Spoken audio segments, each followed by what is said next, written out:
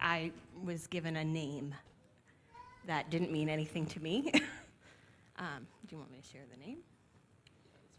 I asked permission, so it's okay. The name was Reuben. I thought it was really random.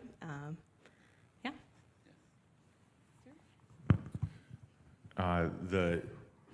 For me, it started with, this was a few weeks ago when Bert was here, and he asked if there was any images, names, situations that came up when asked about forgiveness. And there was this situation way back when with an old employer that came to my mind. And I prayed, for forgiveness. And then somebody came up for prayer, and they started sharing about a work situation that they were going through. And immediately the word forgiveness popped into my mind. And then I shared that. Thank you. So how did you talked a little bit about it, but like for someone who's like, okay, what is this? How did you get the name? Could you describe a little bit? And everybody's different. Just don't be embarrassed.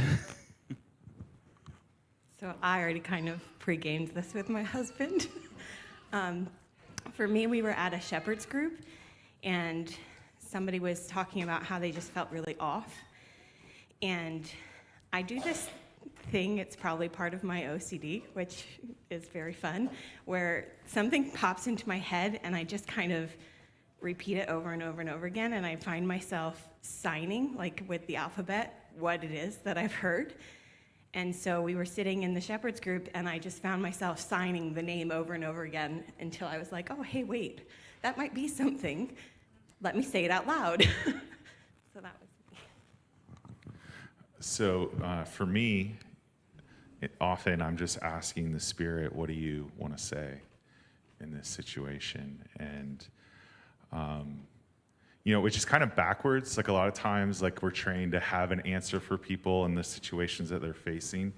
And so to intentionally choose to not think about how to handle something, but just wait for the Spirit to say something.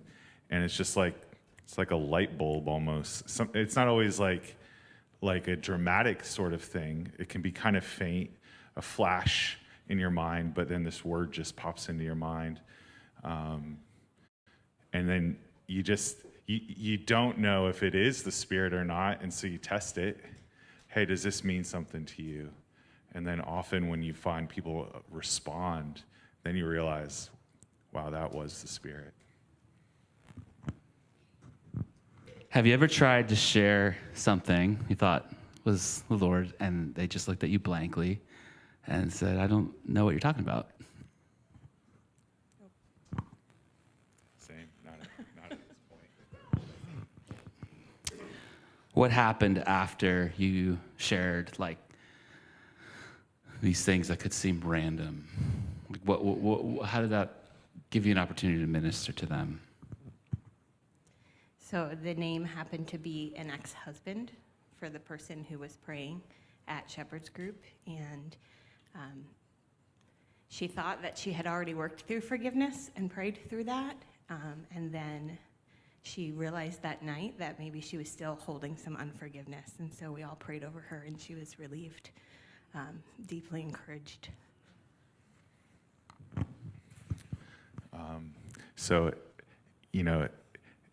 In Genesis 1, God speaks, and the world is created, the cosmos is created. And it's always interesting to me when you give somebody a word that the Spirit has given you, sometimes it feels like new possibilities emerge that you just never imagined. There's just power in that word that God has for them. And in this particular situation, where I shared about the word of forgiveness within this context, it immediately hit.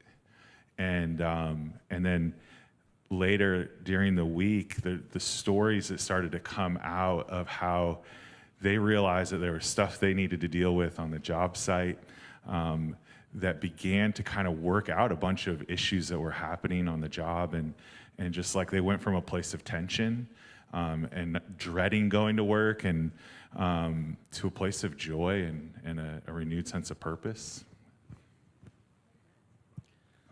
a lot of times we'll have our shepherding groups and we'll take some time or prayer meetings, or when people come up for prayer, and we'll just say, let's give a moment and see what the Lord might say. And, just last week I was praying with a sister, and just the only thing, and this is what happens, just so you can kind of get a sense of the internal dialogue with the Lord, right? I just see a couch, and usually what I ask for, what I've learned to ask for, is just to ask the Lord for more, or ask the Lord for, what does that mean? Because it just seems so random.